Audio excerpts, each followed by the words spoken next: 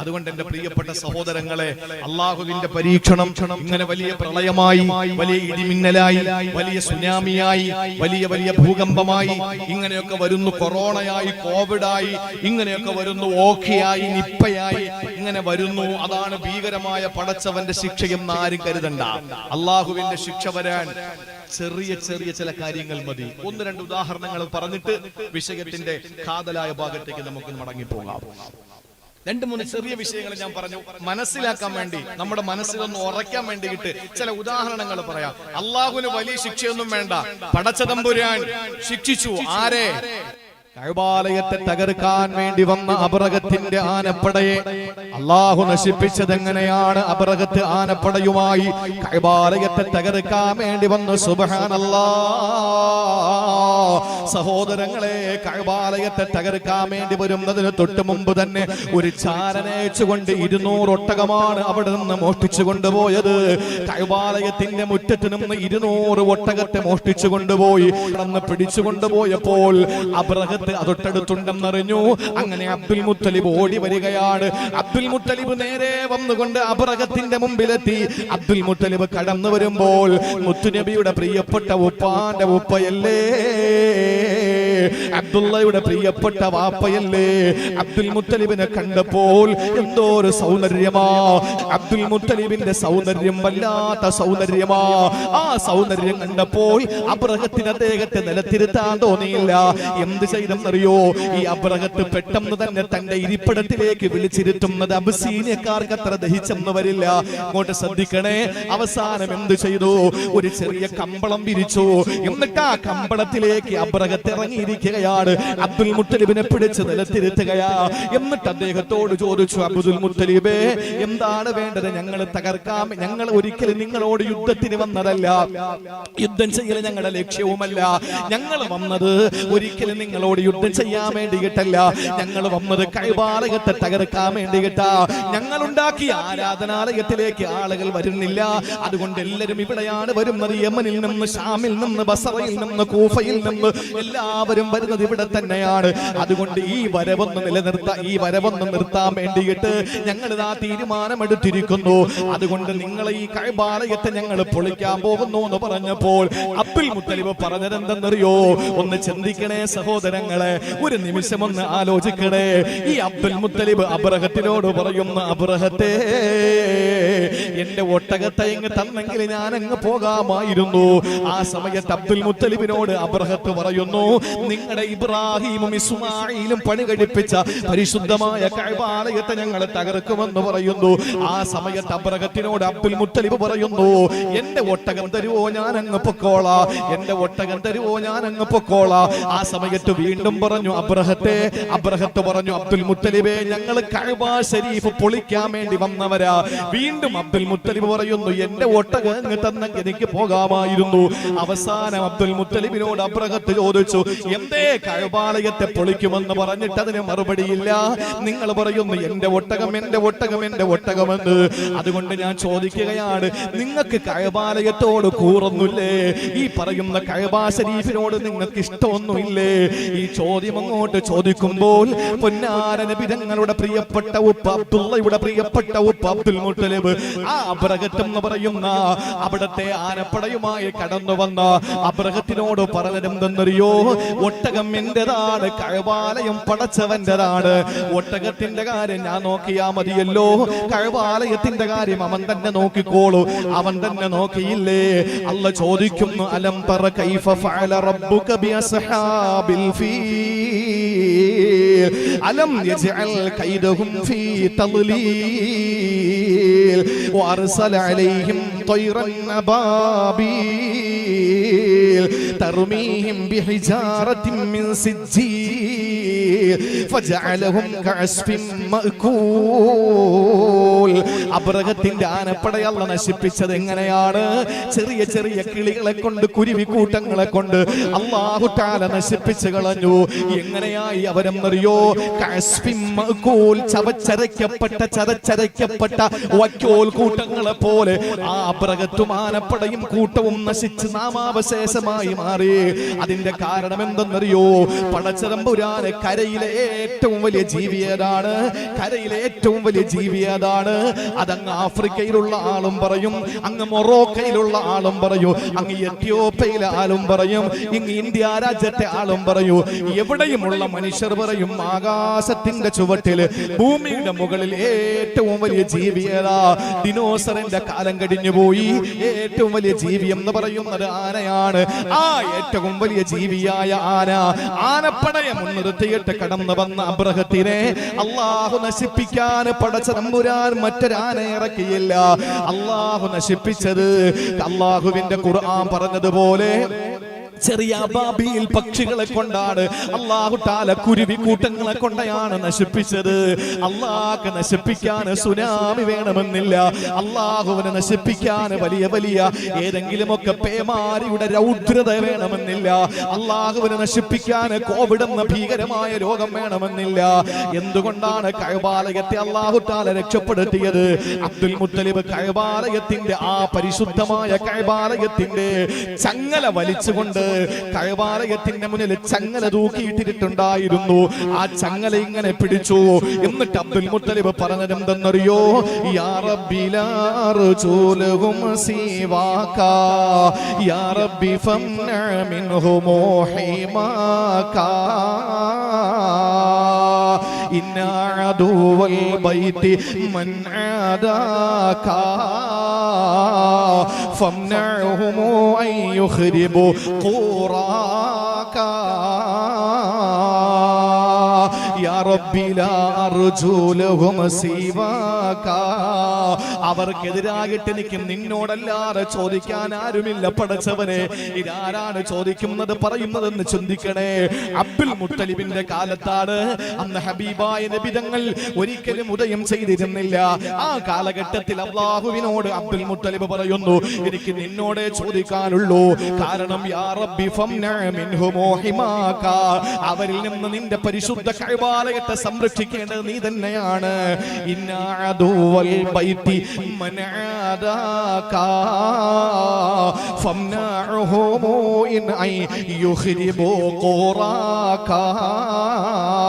നിന്റെ പരിശുദ്ധമായ ഈ നാടിനെ നശിപ്പിക്കാൻ ഇതാ അബ്രഹത്ത് ആനപ്പടയെടുത്തു കൊണ്ട് വന്നിരിക്കുകയാ. ആനപ്പടയെ നശിപ്പിക്കണേ പടച്ചവനെ എന്നൊരൊറ്റ ദുആ അബ്ദുൽ മുത്തലിബ് അവിടെ നിന്ന് കഅബാലയത്തിന്റെ ചങ്ങല കൂട്ടങ്ങളിൽ പിടിച്ചുകൊണ്ടെന്ന് ദുആ ചെയ്തപ്പോൾ അല്ലാഹ് പറഞ്ഞു അതിനെ അങ്ങ് നശിപ്പിച്ചു കളഞ്ഞു. സഹോദരങ്ങളെ, പടച്ചവന് ചെറിയ ചെറിയ പൈനാക്കിളികൾ മതി, ചെറിയ ചെറിയ കുരുവിക്കൂട്ടങ്ങൾ മതി, ചെറിയ ചെറിയ പക്ഷികൾ മതി. ഇതിലും മുഫസ്സിരീങ്ങൾ പറയുന്നത് ഇത് വലിയ വലിയ ചെറിയ ചെറിയ കുരുവിക്കൂട്ടങ്ങളല്ല, ചെറിയ ചെറിയ ചില ഫംഗസുകളായിരുന്നു, ചില വൈറസുകളായിരുന്നു എന്ന് വരെ പറയുന്നുണ്ട്. കൊതുകായിരുന്നു, ഈച്ചയായിരുന്നു വന്നതെന്നൊക്കെ പറയുന്നുണ്ട്. പോട്ടെ, ഏതായിരുന്നാലും അള്ളാന്റെ പരിശുദ്ധമായ ഖുർആനിലൂടെ അല്ലാഹ് പറഞ്ഞു ആനപ്പടയെ നശിപ്പിച്ചത് അള്ളാനെ ചെറിയ സൈന്യത്തെ അയച്ചുകൊണ്ടാ. ഇനി ഒരൊറ്റ സംഭവം കൂടി ഞാൻ നിങ്ങളെ ശ്രദ്ധയിൽപ്പെടുത്തുകയാണ്. മഹാനായ ആസിം റളിയല്ലാഹു തആല അൻഹു മദീനയിൽ വന്ന് കുറെ ആളുകൾ വന്നിട്ട് പറഞ്ഞു, നബിയെ ഞങ്ങൾ ഇസ്ലാമിലേക്ക് കടന്നു വന്നവരാ, അതുകൊണ്ട് ഞങ്ങളെ ഒന്ന് ഇസ്ലാം പഠിപ്പിക്കാനും ഖുർആൻ പഠിപ്പിക്കാനും നിങ്ങൾ ആരെങ്കിലും ഒന്ന് പറഞ്ഞു വിടണേ നബിയേ. നബി സല്ലല്ലാഹു അലൈഹി വസല്ലമയുടെ മുന്നിൽ വന്നിട്ട് പറയാണ്, ഞങ്ങൾ ഇസ്ലാമിലേക്ക് കടന്നു വന്നവരാണ്, ഈ അടുത്ത സമയത്ത് ഞങ്ങൾ ഇസ്ലാം പുൽകിയവരാണ്, അതുകൊണ്ട് ഞങ്ങൾക്ക് പഠിക്കാൻ താല്പര്യമുണ്ട്. ഖുർആൻ അറിയുന്ന, തിരുവചനങ്ങൾ അറിയുന്ന ആരെയെങ്കിലും നിങ്ങളൊന്ന് വിട്ടുതരണം. അല്ലാഹുവിന്റെ ഹബീബ് 10 പേരെ വിട്ടുകൊടുത്തു. 10-ാമൻ ഖുബൈബ് ബിൻ അദി റളിയല്ലാഹു അൻഹു, 9-ാമൻ മഹാനായ ആസിം റളിയല്ലാഹു അൻഹു. 10 പേരെ വിട്ടുകൊടുത്തു. പോയി പഠിച്ചിട്ട് വരാൻ പറഞ്ഞു, പഠിപ്പിച്ചിട്ട് വരാൻ പറഞ്ഞു. മദീനത്തിൽ നബി സല്ലല്ലാഹു അലൈഹി വസല്ലം തങ്ങൾ ഇരിക്കുന്നു. 10 പേരെയും കൊണ്ടുവന്ന് തൻഈം എന്ന് പറയുന്ന ഹറമിന്റെ ബൗണ്ടറിക്ക് വെളിയിൽ, പരിശുദ്ധ കഅബ, പരിശുദ്ധ മസ്ജിദുൽ ഹറമിൽ നിന്ന് 5 കിലോമീറ്റർ ഇപ്പുറത്തുള്ള മസ്ജിദ് ആയിഷ എന്ന് പറയുന്ന, ആയിഷ പള്ളി എന്ന് പറയുന്ന പള്ളി നിലനിൽക്കുന്ന തൻഈം എന്ന് പറയുന്ന സ്ഥലത്തെത്തിയപ്പോൾ അതിന് മുമ്പ് വെച്ച് തന്നെ പല സ്ഥലങ്ങളിലും വെച്ച് പലരുമായിട്ട് ഇവർ യുദ്ധം ചെയ്തു. കാരണം ഇവർ പൊതുവിശ്വാസികളായിരുന്നില്ല, ഇവർ മനഃപൂർവ്വം വന്നിട്ട് മുസ്ലിമീങ്ങളെ ഇങ്ങനെ പറ്റിച്ച് കൊന്നുകളയാൻ വേണ്ടിയിട്ട് വന്നവരാണ്. അങ്ങനെ ഖുബൈബ് റളിയല്ലാഹുവിന്റെ കഥ പോട്ടെ, അതവിടെ നിൽക്കട്ടെ, നമ്മൾ ഒരുപാട് കേട്ടവരെ. ആസിം റളിയല്ലാഹു അൻഹുവിനെ ഇവര് ആക്രമിക്കാൻ ഒരുങ്ങി. ഒരുപാട് പിടിച്ചു നിന്നു ആസിം റളിയല്ലാഹു അൻഹു. അവസാനം ആസിം റളിയല്ലാഹു തആല അൻഹുവിനെ നിഷ്ഠൂരമായി കൊന്നു. എന്നിട്ട് അവിടെ നിന്ന് പ്രഖ്യാപിച്ചു, ഈ ആസിമിന്റെ തല, ആ തലയെടുത്തിട്ട് ഉഹദിൽ ഞങ്ങളുടെ പ്രിയപ്പെട്ട ഒരു സഹോദരിയുടെ മകനെ ഇതുപോലെ കൊന്നുകളഞ്ഞവനാണ് ആസിം. അതുകൊണ്ട് ഈ തല കൊണ്ടുവന്ന് ആ കൊല ചെയ്യപ്പെട്ടവന്റെ ഉമ്മയ്ക്ക് കൊടുക്കണം, ഗിഫ്റ്റായി കൊടുക്കണം എന്ന് പറഞ്ഞാണ് ഈ മഹാനായ ആസിം റളിയല്ലാഹു അൻഹുവിനെ കൊല്ലുന്നത്. ആസിം റളിയല്ലാഹു തആല അൻഹുവിനെ കൊന്ന് തലയെടുക്കാൻ വേണ്ടി ശത്രുക്കൾ അങ്ങോട്ട് പോകേണ്ട താമസം. സുബ്ഹാനല്ലാഹ്, എന്താ സംഭവിച്ചെന്നറിയോ? അള്ളാഹുവിന്റെ പട്ടാളം അവിടെയും വന്നു.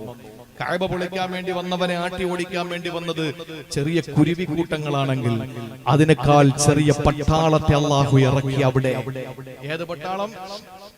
ആസിം റളിയല്ലാഹു അൻഹുവിനെ 4 ഭാഗത്തും വളഞ്ഞു പട്ടാളം. അള്ളാഹുവിന്റെ പട്ടാളം. അള്ളാഹുവിന്റെ പട്ടാളം ഏതാണ്? ആ പട്ടാളം തേനീച്ച കൂട്ടങ്ങളാണ്. തേനീച്ച കൂട്ടങ്ങൾ വന്നു, അതിന്റെ മൂളിപ്പാട്ടോടുകൂടി അത് കടന്നു വരികയാണ്. ആ തേനീച്ചകൾ വന്നിട്ട് ആസിം റളിയല്ലാഹു അൻഹുവിനെ അങ്ങ് വളയുകയാ.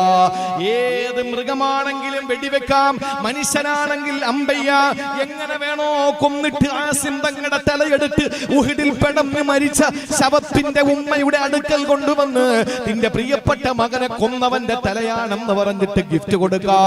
പക്ഷേ അള്ളാഹുവിന്റെ പട്ടാളം തേനീച്ചകളായതുകൊണ്ട് തേനീച്ചയെ ബോംബ് വെക്കാൻ പറ്റൂലല്ലോ, തേനീച്ചയെ അമ്പയ്യാൻ പറ്റൂലല്ലോ, തേനീച്ചയെ വാള് കൊണ്ട് വെട്ടാൻ പറ്റൂലല്ലോ.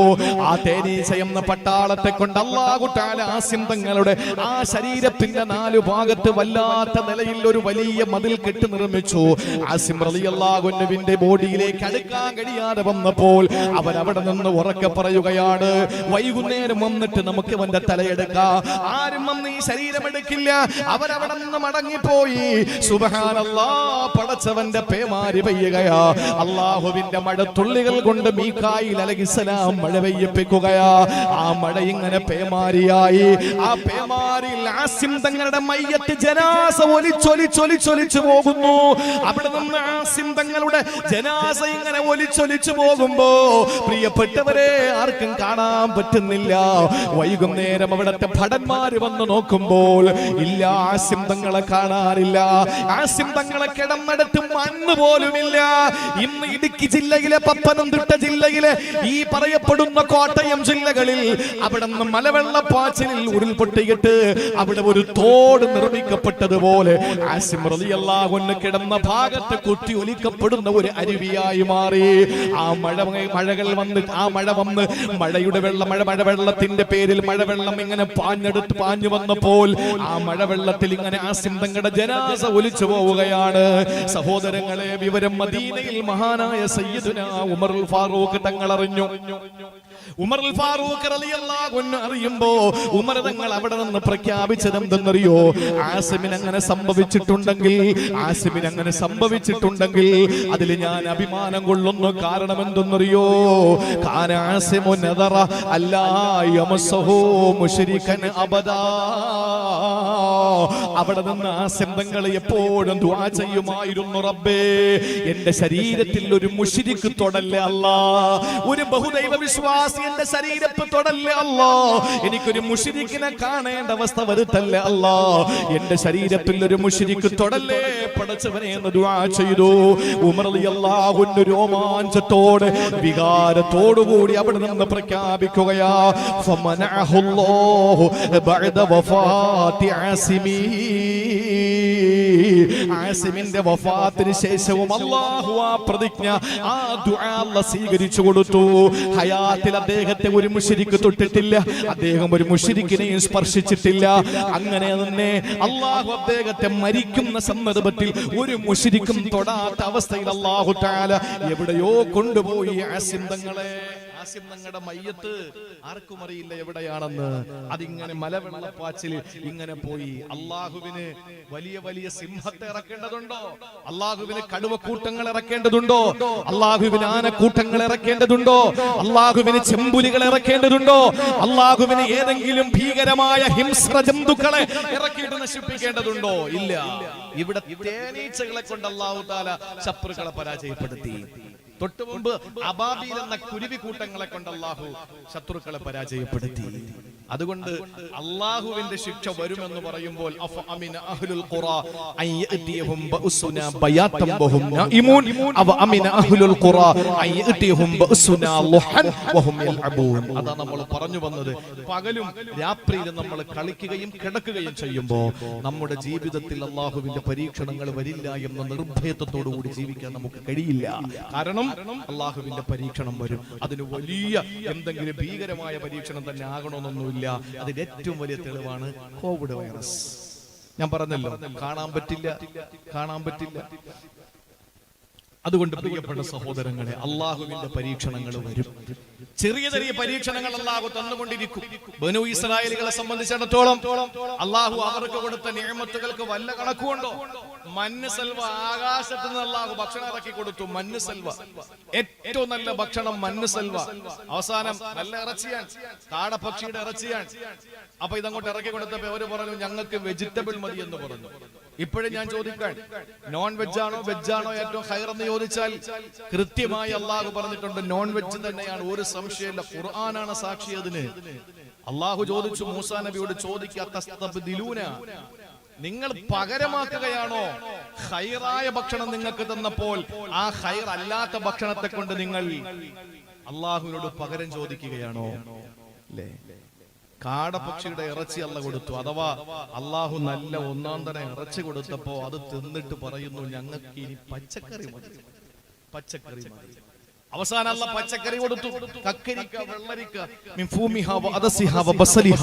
ഉള്ളി, പയറ്, കക്കരിക്ക, വെള്ളരിക്ക, ഇതൊക്കെ താ പടച്ചോനെ എന്ന് പറഞ്ഞു. അല്ല ചോദിച്ചത് നിങ്ങൾക്ക് വട്ടുണ്ടോ? നിങ്ങൾക്ക് എന്തായി പറയുന്നത്? നിങ്ങൾക്ക് നല്ല ഭക്ഷണം കൊണ്ട് തന്നപ്പോ അത് വേണ്ട, നിങ്ങൾക്ക് ഇത് മതി എന്ന് പറയുന്ന നിങ്ങൾക്ക് ബോധമില്ലേ? അല്ല ചോദിക്കാൻ. നിങ്ങൾ നോക്കൂ എന്റെ പ്രിയപ്പെട്ട സഹോദരങ്ങളെ, ബനൂ ഇസ്രായേലിൽ അല്ലാഹു തആല അരുവികൾ തീർത്തുകൊണ്ട് അല്ലാഹു തആല അവർക്ക് സൗകര്യങ്ങൾ മുഴുവനും ചെയ്തു കൊടുത്തു. മേഘത്തെ അല്ലാഹു തണലാക്കി കൊടുത്തു. എല്ലാ സംവിധാനങ്ങളും കൊടുത്തിട്ട് അവർക്ക് നന്നായില്ല. നമുക്കും അല്ലാഹു എന്തൊക്കെ സൗഭാഗ്യങ്ങളാ തരുന്നത്! എത്ര സൗഭാഗ്യങ്ങൾ അല്ലാഹു തന്നു. ആ സൗഭാഗ്യങ്ങൾ മുഴുവനും നമുക്ക് പടച്ചവൻ തന്നിട്ട് നമുക്ക് വല്ല മാറ്റമുണ്ടോ? ഇതേ അവസ്ഥ ബനൂ ഇസ്രായേലികൾക്ക് ഉണ്ടായി. ഒരു മാറ്റവും ഇല്ല. മൂസാ നബിക്കെതിരെ പ്രവർത്തിക്കാൻ തുടങ്ങി, നാട്ടിൽ ഫിത്ന ഉണ്ടാക്കാൻ തുടങ്ങി, നാശം ഉണ്ടാക്കാൻ തുടങ്ങി. ആ സമയത്ത് അള്ളാഹു എന്ത് പരീക്ഷണം കൊടുത്തെന്നറിയോ? ആദ്യം നിങ്ങൾ ശ്രദ്ധിച്ച് കേൾക്കണം. ഇത് ഞാൻ പറയുന്നത് പ്രളയം, കൊടുങ്കാറ്റ്, പേമാരി, സുനാമി, ഓക്കി, ഇതൊക്കെ വരുമ്പോ നമ്മൾ ചിന്തിക്കും പടച്ചോനെ ഇതിനേക്കാളും വലുത് ഇനി എന്താ വരാൻ? ഇതിനേക്കാളും വലുതില്ല. കാഴ്ചയിൽ ഇതിനേക്കാളും ചെറുതായിരിക്കും, പക്ഷെ പരീക്ഷണത്തിൽ വലുതായിരിക്കും. അതാണ് ഇപ്പൊ വന്ന ഏത് കോവിഡ്, ഏറ്റവും വലുതല്ലേ. അള്ളാഹു ആദ്യം ഈ സമുദായത്തെ പരീക്ഷിച്ചത് എങ്ങനെയാണ്? ബനൂ ഇസ്രായേലിനെ പരീക്ഷിച്ച സൂറത്തുൽ അറാഫിൽ അള്ളാഹു പറയുന്നുണ്ട്, ആദ്യം അവരെ പരീക്ഷിച്ചത് ഫഅർസൽനാ അലൈഹിമുത് തൂഫാൻ. അള്ളാഹു അവർക്ക് പ്രളയം കൊടുത്തു. അള്ളാഹു അവരെ പ്രളയത്തിലാക്കി. വെള്ളം കയറി അവരുടെ കൃഷിപ്പാടങ്ങൾ മുഴുവനും നശിച്ചുപോയി. അവരുടെ കെട്ടിടങ്ങൾ മുഴുവനും തകർന്നു പോയി. അവരിൽ പലരും മുങ്ങിച്ചത്തുപോയി. ആ സമയത്ത് അള്ളാഹു അവർക്ക് പ്രളയം കൊടുത്തു. മൂസാ നബിയുടെ മുന്നിൽ വന്നിട്ട് പറഞ്ഞു, മൂസാ നബിയേ ഉദ്ഉ റബ്ബക, പടച്ചവനോടൊന്ന് ദുആരക്ക്, ഞങ്ങൾ നന്നായി കൊള്ളാം, ഇനി ഞങ്ങൾ ധിക്കരിക്കൂല, ഇനി ഞങ്ങൾ ഒരു കുഴപ്പമുണ്ടാക്കൂല. അള്ളാഹുവിനോട് ഒന്ന് ദുആരക്ക് മൂസാ നബിയെ, ഈ പ്രളയം ഒന്ന് മാറ്റി തരാൻ പറ. മൂസാ നബി ദുആരന്നു, പ്രളയം മാറി. മൂസാ നബി ദുആരന്നു, പ്രളയം മാറി. പണ്ട് ഹൈദർ അലി ശിഹാബ് തങ്ങൾ മലപ്പുറം ഹൈസ്കൂൾ ഗ്രൗണ്ടില് മഴയെ തേടിയുള്ള നിസ്കാരത്തിന് നേതൃത്വം നൽകി. തിരുവനന്തപുരത്ത് പല സ്ഥലങ്ങളിലും മഴയെ തേടിയുള്ള നിസ്കാരം നടന്നു. നമ്മുടെ പനൂര് നടന്നു എന്ന് എനിക്ക് തോന്നുന്നു. അപ്പൊ പല സ്ഥലങ്ങളിലും മഴയെ തേടിയുള്ള നിസ്കാരം നടന്നു, അല്ലേ? പള്ളിയിൽ എല്ലാരും ഉണ്ട്, എല്ലാരും ദ്വാരക്കുന്നു, പടച്ചോനെ ഞങ്ങൾക്കൊരു തുള്ളി വെള്ളം കിട്ടിയില്ലെങ്കിലും കുഴപ്പമില്ല, ഞങ്ങളുടെ കന്നുകാലിക്കെങ്കിലും ഒന്ന് വെള്ളം കിട്ടട്ടെ, ഞങ്ങളുടെ മൃഗങ്ങൾ ചത്തൊടുങ്ങാൻ പോകുന്നു, കുറച്ച് വെള്ളം കിട്ടണം പടച്ചോനെ എന്ന് ദുആ ചെയ്തു. അവസാനം മയ്യത്ത് നമസ്കാരം, അല്ല, മഴയെ തേടിയുള്ള നിസ്കാരം നടന്ന് ആ നമസ്കാരത്തിൽ ആത്മാർത്ഥമായി ദുആ ചെയ്തുകൊണ്ട് അവര് കൃത്യമായി അള്ളാഹുവിനോട് തേടി. അവസാനം എന്ത് സംഭവിച്ചു? അതുവരെ പള്ളിയിൽ കയറിയവനെ പിറ്റേന്ന് കാണാനില്ല. അപ്പൊ ചോദിച്ചു, എന്താ നീ പള്ളി വരാത്തത്? മഴയല്ലേ, പിന്നെ എങ്ങനെ പള്ളിയിൽ വരുമെന്നാ ചോദിക്കുന്നത്. ഇന്നലെ പള്ളിയിൽ കയറിയത് മഴ ഇല്ലാത്തത് കൊണ്ടാണ്. ദുആ ചെയ്ത് മഴ പെയ്തപ്പോ പിന്നെ മഴയല്ലേ, പള്ളിയിൽ എങ്ങനെ വരുമെന്ന് ഒന്ന് ചിന്തിച്ചു നോക്കിയേ. മഴയെ തേടിയുള്ള നിസ്കാരം ഗ്രൗണ്ടിൽ ഇത്ര മണിക്ക് ഉണ്ടാവുമെന്ന് പറഞ്ഞു. കമ്മിറ്റിക്കാരെ സംഘടിപ്പിച്ചു, ഇമാം അനൗൺസ് ചെയ്തു, എല്ലാവരും നേരെ അങ്ങോട്ട് പോയി നിസ്കരിച്ചു. ഇമാമു ദുആ, കമ്മിറ്റിക്കാർ അതിലേറെ ആത്മാർത്ഥമായി ആമീൻ പറയുന്നു. നാട്ടുകാരൊക്കെ കൂട്ടക്കരച്ചിൽ. തിരിച്ചു വന്നപ്പോ ഭയങ്കര മഴ. ആ സമയത്ത് ഇമാം അടുത്ത കടയിലോട്ട് കയറി, മോദീൻ അതിന്റെ ഒപ്പം കയറി. കമ്മിറ്റിക്കാരെ കാണുന്നിടത്തൊക്കെ കയറി നിന്നു. നോക്കുമ്പോൾ ഒരു കൊച്ചുകുട്ടി കുടയും പിടിച്ച് നേരെ റാഹത്തായിട്ട് മുമ്പോട്ട് പോകുന്നു. അവ ചോദിച്ചേട്ടാ, നീ കുട കൊണ്ടുവന്നു? ആരാ ചോദിക്കുന്നത്? ഇത് സംഘടിപ്പിച്ച് സംഘാടകരെ ചോദിക്കാൻ, നീ കുട കൊണ്ടുവന്നു? അപ്പൊ ആ കുട്ടി പറഞ്ഞു, എനിക്കറിയാം നിങ്ങൾ ദുആ ചെയ്താൽ മഴ പെയ്യുമെന്ന്, അതുകൊണ്ട് ഞാൻ കുട കരുതി. പക്ഷെ ഇമാമിനും പള്ളി കമ്മിറ്റിക്കാർക്കും ആ ഒരു വിശ്വാസം ഇല്ല. കാരണം എന്താ? അവർക്ക് വിശ്വാസം ഉണ്ടെങ്കിൽ എല്ലാവരും ഈ 2 കുട എടുക്കൂലേ?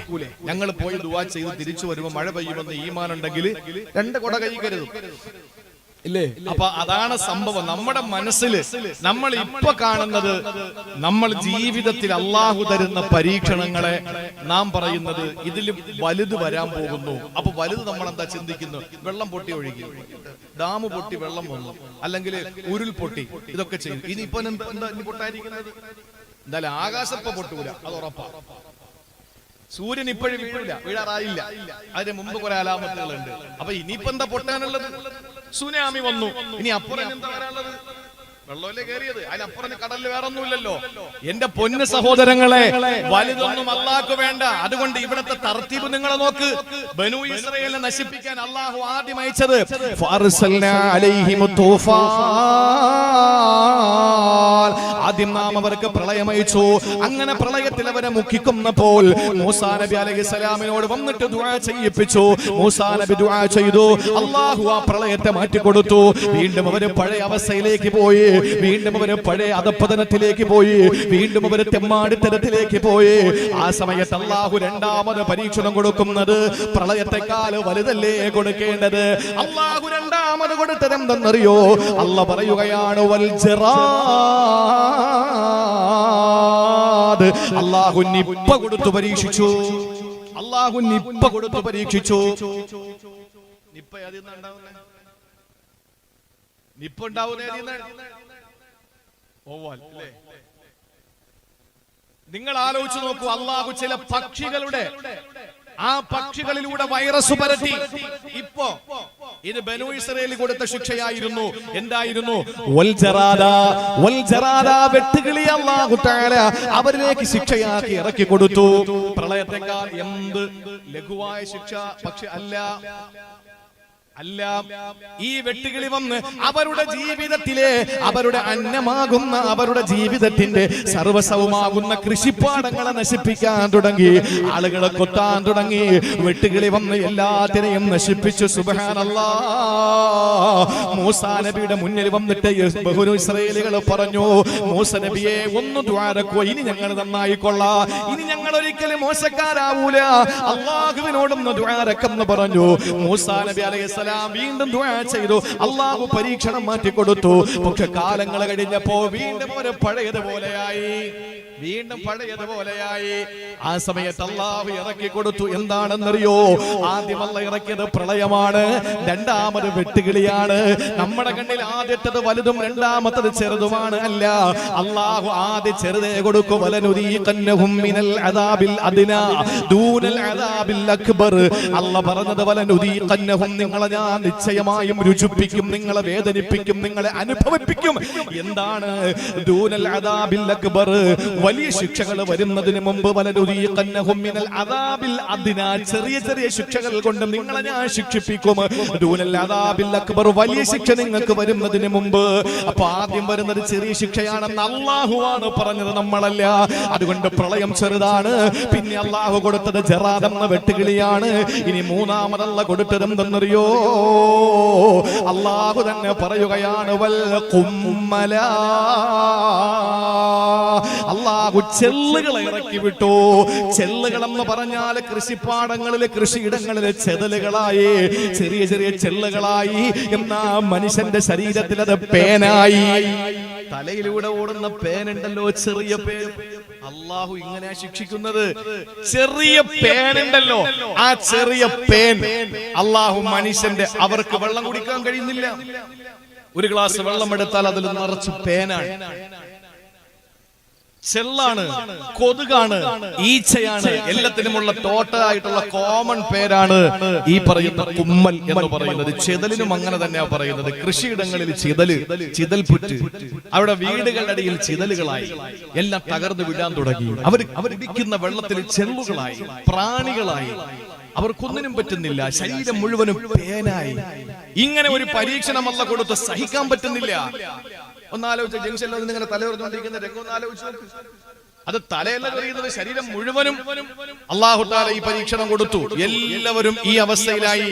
അവസാനം അല്ലാഹുവിനോട് ദുആ ചെയ്തതിന്റെ പടച്ചോനെ, മൂസാ നബി ദുആരന്നു, ഇവരുടെ ഇടപെടൽ. മൂസാ നബി ഒന്ന് ദുആരക്ക് മൂസാ നബി അലൈഹിസ്സലാം ദുആ ചെയ്തു, പടച്ചോനെ എന്റെ സമുദായത്തിന്റെ ഈ വിപത്തൊന്ന് മാറ്റിക്കൊടല്ല, അവരിനി നന്നായിക്കോളും പടച്ചവനെ. ആ സമയത്ത് മൂസാ നബിയുടെ ദുആ കൊണ്ട് അല്ലാഹു ആ പേനിനെ, ചെള്ളിനെ അല്ലാഹു ഒന്ന് മാറ്റിക്കൊടുത്തു. അത് മാറ്റിയപ്പോൾ അവരുടെ ജീവിതം പഴയതിനേക്കാൾ അപ്പുറത്തേക്ക് പോയി, വീണ്ടും മോശക്കാരായി മാറി. ആ സമയത്ത് അല്ലാഹു വീണ്ടും പരീക്ഷണങ്ങൾ കൊടുക്കുകയാണ്. അതേതാണ് അടുത്ത പരീക്ഷണമെന്നറിയോ? നാലാമത്തെ പരീക്ഷണമെന്നറിയോ?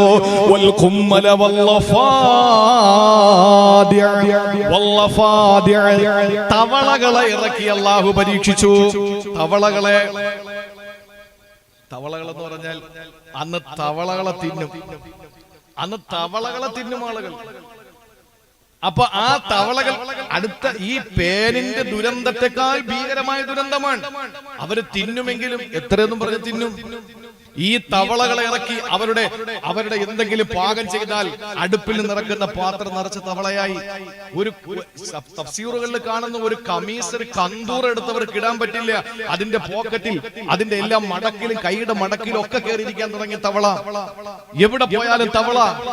അവരുടെ മൃഗങ്ങളുടെ അവരുടെ മറ്റ് സംവിധാനങ്ങളുടെ, അവരുടെ യാത്രാ വാഹനങ്ങളുടെ എല്ലാത്തിലും തവളയായി. കുടിക്കാൻ പറ്റുന്നില്ല, തിന്നാൻ പറ്റുന്നില്ല. അള്ളാഹുവിന്റെ പരീക്ഷണം. കരഞ്ഞ് വീണ്ടും മൂസാ നബി എടുത്തുകൊണ്ട് പറഞ്ഞു, ഇനി ഒരിക്കലും ഞങ്ങൾ തെറ്റ് ചെയ്യില്ല മൂസാ നബിയെ, ഒന്നുകൂടി ഞങ്ങൾക്ക് ഒരു അവസരം കൊടുത്താ, ഒന്നുകൂടെ ദുആരക്ക്. എണ്ണി വെച്ചോ, എത്ര 3 പ്രളയം, 2.5 പ്രളയമുണ്ടായി. 2 പൂർണ്ണ പ്രളയവും ഒരു ഭാഗികമായ പ്രളയവും. എന്നിട്ട് അല്ലാഹു ഓക്കി തന്നു, നിപ്പ തന്നു, വൈറസ്, ഈ കോവിഡ് തന്നു. എന്നിട്ട് നന്നായില്ല, വീണ്ടും അല്ലാഹു ഒരു പ്രളയം തന്നു. ഇങ്ങനെ ഓരോന്ന് ബനൂ ഇസ്രായേലിന് കൊടുത്തതുപോലെ നമുക്ക് തന്നോണ്ടിരിക്കുക. പിന്നെ നമുക്കുള്ളൊരു ഭാഗ്യം എന്ന് പറഞ്ഞാൽ അല്ലാഹു ഈ പരീക്ഷണങ്ങളൊക്കെ കൊടുക്കുമ്പോഴും നമ്മൾ അല്ലാഹുവിനോട് ദുആ ചെയ്യുന്നതിന് മുമ്പ് തന്നെ നമ്മൾ ആരും വലുതായിട്ട് ആത്മാർത്ഥമായി നമുക്ക് ദുആരക്കാൻ ടൈമില്ലല്ലോ. കാരണം നമ്മൾ TV ഓണാക്കി വെച്ചിരിക്കുകയാണ്. കാരണം എത്ര പേര് മരിച്ചു. പിറ കാണാൻ പോകുമ്പോ തന്നെ മൊബൈലിൽ നോക്കിയിട്ട് ഇങ്ങനെ കുനിഞ്ഞു നോക്കിക്കൊണ്ടിരിക്കുക. പിറ കണ്ട മലന്ന് ആകാശത്തിൽ നോക്കിയാലേ പുറ കാണോ? ഈ ദുനിയാവുള്ള മുഴുവനും മൊബൈൽ നോക്കിക്കൊണ്ടിരിക്കുക. പുറ കണ്ടെന്ന് എവിടെയെങ്കിലും. ഇത് ആരെങ്കിലും ഒരാളെ മേപ്പോട്ട് നോക്കിയെന്നെങ്കിലും കാപ്പാട് കണ്ടനെ. പക്ഷെ ഈ ജീവിതത്തിൽ നമുക്ക് അല്ലാഹു തന്ന പരീക്ഷണങ്ങൾ നമ്മുടെ പ്രിയപ്പെട്ട നാട്ടുകാര്, പരിസര ജില്ലക്കാർ അനുഭവിച്ചു കൊണ്ടിരിക്കുമ്പോ ഒന്ന് ദുആ ചെയ്യാനും അവർക്ക് വേണ്ടി ഒന്ന് നിസ്കാരപ്പായിരിക്കാനും നമുക്ക് സമയമില്ല. നമ്മൾ നോക്കുന്ന ചാനലുകൾ മാറ്റി നോക്കുന്നു. അവിടെ എത്ര മരണം, ഇവിടെ എത്ര മരണം നോക്കിയിരിക്കുന്നു. പക്ഷേ നമ്മൾ ദുആയൊന്നും ഇല്ലാതെ അല്ലാഹു തആല ടെസ്റ്റ് ഡോസുകൾ നടത്തി നമ്മളെ അല്ലാഹു തആല ഒന്ന് ശുദ്ധീകരിച്ച് റബ്ബ് നമ്മളെ രക്ഷപ്പെടുത്തിക്കൊണ്ടിരിക്കുകയാണ്. അതുകൊണ്ടാണ് നമ്മൾ വീണ്ടും ഇവിടെ ഒരുമിച്ച് കൂടിയത്. കോവിഡ് ഒക്കെ വന്നപ്പോൾ ആരെങ്കിലും കരുതിയോ ഇനി ഇങ്ങനെ ഒരുമിച്ച് കൂടരുത്? നമ്മളൊക്കെ ചിന്തിച്ചു, അല്ലാഹ് ഇനി എല്ലാവരും നമ്മളെല്ലാരും മരിച്ചു പോകും എന്ന് പറഞ്ഞിട്ട് എല്ലാവരും ആ ഒരു തയ്യാറെടുപ്പിലായിരുന്നു. പക്ഷെ ഈ അവസ്ഥയിൽ വീണ്ടും നമ്മൾ വഅദിന്റെ മജ്ലിസുകൾ സജീവമാകുന്നു. നിങ്ങൾ ആലോചിച്ച് നോക്കൂ, അല്ലാഹു തന്ന നിഅമത്താണ്. ആരുടെയൊക്കെയോ ദുആ, ആരുടെയൊക്കെയോ പടച്ചവന്റെ മുന്നിൽ കൈനീട്ടിയുള്ള ആത്മാർത്ഥമായ ദുആ, മുൻഗാമികളുടെ നമ്മുടെ ദുആ, ആ ദുആയുടെ ഫലം. നമ്മുടെ നാടും അങ്ങനെ തന്നെ. കെ അബ്ദുൽ കരീം ഉസ്താദ് ഒക്കെ നമ്മുടെ നാടിന് വേണ്ടിയിട്ട് ദുആ ചെയ്തു പോയ ആ ഒരു ദുആയാണ് അൽഹംദുലില്ലാഹ് നമ്മൾ ഇപ്പോഴും നിന്നു പോകുന്നത്. പ്രാർത്ഥന കൊണ്ട് അല്ലാഹു നമുക്ക് വലിയ ഒരു സൗഭാഗ്യം തന്ന് നമ്മളെ രക്ഷപ്പെടുത്തി വെച്ചിരിക്കുകയാണ്. സഹോദരങ്ങളെ, അല്ലാഹു ബനൂ ഇസ്രായേലികൾക്ക് ശിക്ഷ കൊടുത്തു. അത് തവളകളായിരുന്നു. ആ തവളകൾ അല്ലാഹു ശിക്ഷയായി ഇറക്കിയപ്പോൾ മൂസാ നബിയുടെ മുമ്പിൽ വന്നിട്ട് പറഞ്ഞു, മൂസാ നബിയേ ദുആ ചെയ്യണേ, മൂസാ നബിയേ ദുആ ഇറക്കണേ, ഇനി ഞങ്ങൾ തെറ്റ് ചെയ്യില്ല. അവസാനം അല്ലാഹു ഒരവസരം അവർക്ക് അല്ലാഹു കൊടുത്ത ശിക്ഷ എന്തെന്നറിയോ? അല്ലാഹു ഒടുക്കത്തെ ശിക്ഷ അങ്ങോട്ട് കൊടുത്തു. ഈ ഒടുക്കത്തെ ശിക്ഷ ഏതെന്നറിയോ? നമ്മൾ പറയുമല്ലോ രക്തം കണ്ടു എന്ന് പറയുമല്ലോ. എല്ലാത്തിന്റെയും അവസാന രക്തമല്ലേ?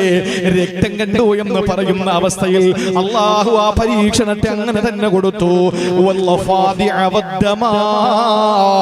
പിന്നെ അല്ലാഹു കൊടുത്തത് രക്തമാണ്.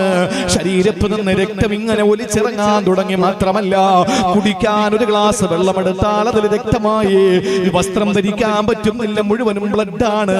ആളുകൾക്ക് ഇങ്ങനെ ബ്ലീഡിങ്ങിന് പുറത്ത് ആളുകളുടെ ശരീരത്തിൽ മാത്രമല്ല, അവർ കുടിക്കാൻ വേണ്ടി ഒരു ഗ്ലാസ് വെള്ളമെടുക്കുന്നു.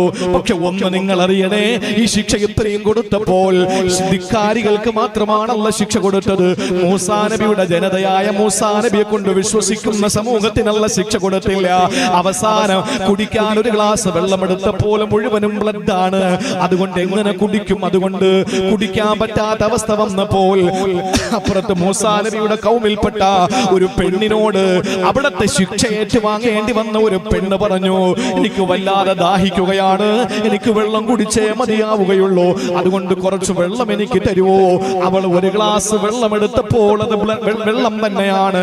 പക്ഷെ ഈ പെണ്ണിന്റെ കയ്യിലേക്ക് അങ്ങ് കൊടുത്തപ്പോ അല്ലാ ആ വെള്ളം അതാ രക്തമായി മാറുകയാണ്.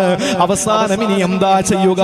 തൊണ്ട പൊട്ടിക്കീറുന്നു. വെള്ളം വല്ലാത്ത ദാഹിച്ച് പൈതാകമടക്കാൻ ജലപാനം നടത്താൻ കഴിയാതെ വിഷമിക്കുമ്പോ ഈ പെണ്ണ് പറഞ്ഞു, പെണ്ണേ നീ ഒന്ന് കുടിക്കേ, എന്നിട്ട് നിന്റെ വായിൽ നീ ആ വെള്ളം കൊള്ളു, എന്നിട്ട് ആ വായിൽ കൊണ്ട വെള്ളമുണ്ടല്ലോ എന്റെ ചുണ്ടിലോട്ടും ഒഴിച്ചു തരുവോ?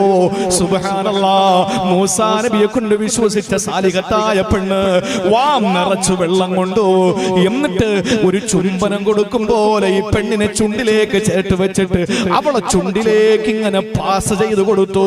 പക്ഷേ ആ മുസ്ലിമത്തായ മൂസാ നബിയെ കൊണ്ട് വിശ്വസിച്ച സ്ത്രീയുടെ വായിൽ കിടക്കുമ്പോൾ ശുദ്ധവെള്ളം നേരെ അപ്പുറത്തെ പെണ്ണിന്റെ വായിലേക്ക് പാസ് ചെയ്യപ്പെടുമ്പോൾ അത് രക്തമായി മാറുന്നു.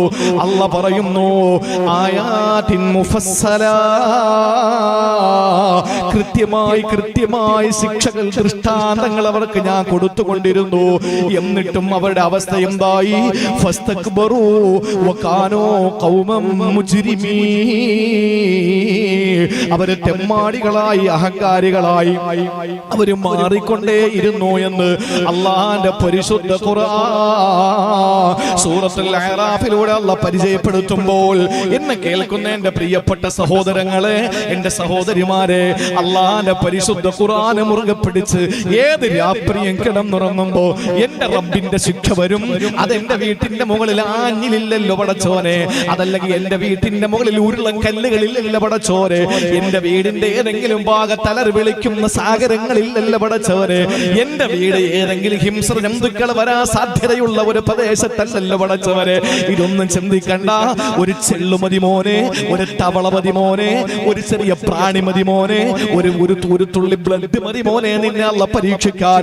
അതുകൊണ്ട് ഇനിയെങ്കിലും നമ്മൾ അല്ലാഹുവിന്റെ റുബൂബിയത്തിനെ മനസ്സിലാക്കിയിട്ട്, അവന്റെ ഉലൂഹിയത്തിനെ മനസ്സിലാക്കിയിട്ട്, അവന്റെ വഹ്ദാനിയത്തിനെ മനസ്സിലാക്കിയിട്ട്, അവന്റെ ഏകത്വത്തെ അംഗീകരിച്ചുകൊണ്ട്, മുസ്തഫ നബിയുടെ റിസാലത്തിനെയും നുബുവ്വത്തിനെയും അംഗീകരിച്ചുകൊണ്ട്, അവിടുത്തെ വ്യക്തിപ്രഭാവത്തെ അംഗീകരിച്ചുകൊണ്ട്, അവിടുത്തെ അസാധാരണത്വത്തെ അംഗീകരിച്ചുകൊണ്ട്, അവിടുത്തെ അല്ലാഹുവിന്റെ ഹബീബിന്റെ അപദാനങ്ങൾ പാടിയും പറഞ്ഞും നമ്മുടെ ജീവിതത്തെ ഏറ്റവും ധന്യമായ അവസ്ഥയിലേക്ക് കൊണ്ടുപോവുക. അല്ലാഹു നമുക്കതിനുള്ള തൗഫീഖ് നൽകി അനുഗ്രഹിക്കുമാറാവട്ടെ.